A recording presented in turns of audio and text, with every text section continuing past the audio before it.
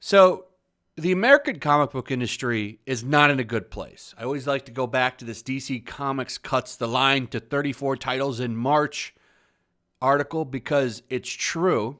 They're cutting their line down big time. And I got to tell you, that's not good for the comic book industry. Check this out. 15 of those 34 titles are Batman-related books. And if you count the Superman and the Wonder Woman titles and like Justice League that are in here, and you have a Flash comic, it's pretty much just their main characters. They're not experimenting. There's no like smaller books. It's books that they know that they can make a few dollars on. That's it.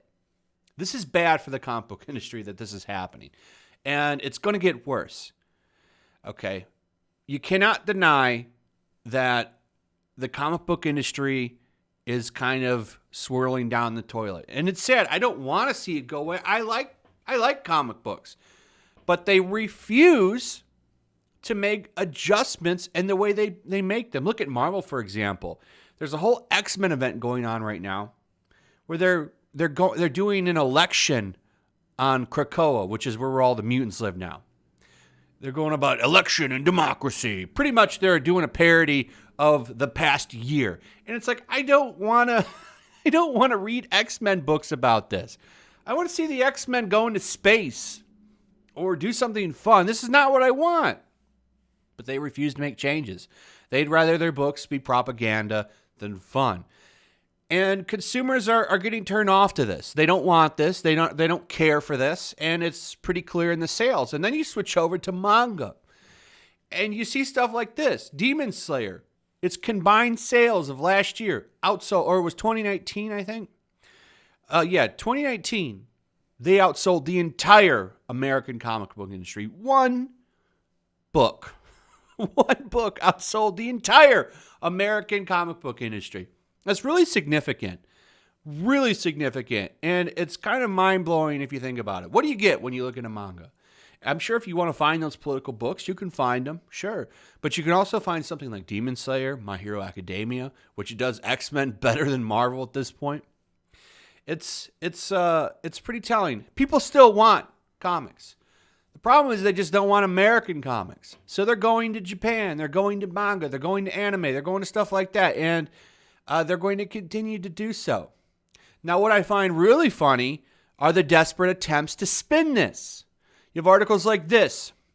Adult graphic novel sales figures reveal nearly 30% sales jump in 2020. 16.2 million adult graphic novels were sold in 2020. Yeah, that's a lot.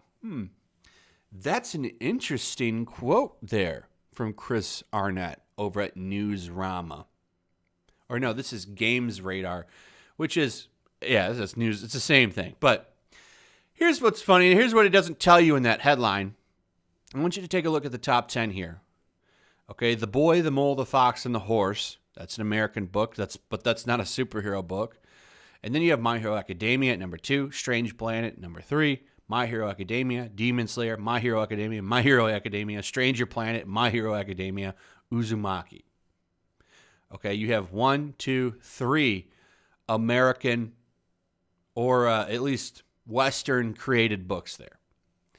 The rest is all manga. Now, nowhere in here really is that talked about. It's all now lumped together as adult graphic novel sales. Okay, so, and this is what I find funny. A lot of these comic pros and comics media, also, comics are doing just fine. Look, we've got all this growth. Wrong. You don't have all this growth. Japanese manga has all of this growth.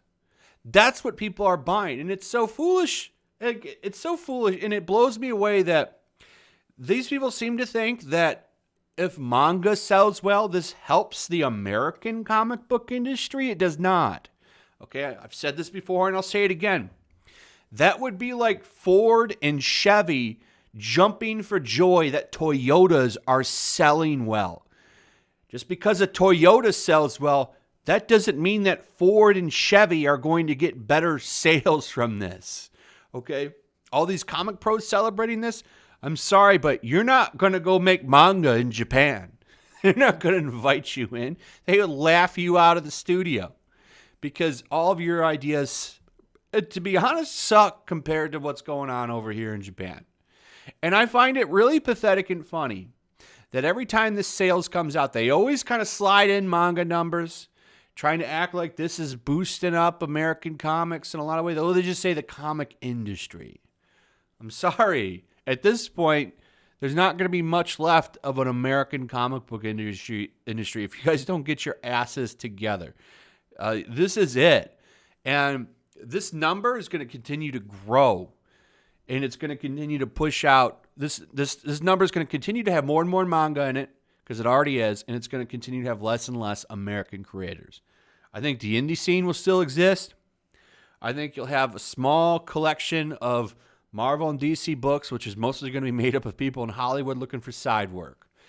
And a lot of these comic pros with their gigantic heads and their attitudes that fans are trash, you're going to get some big karma coming your way, because I don't think a lot of you are going to be working next year.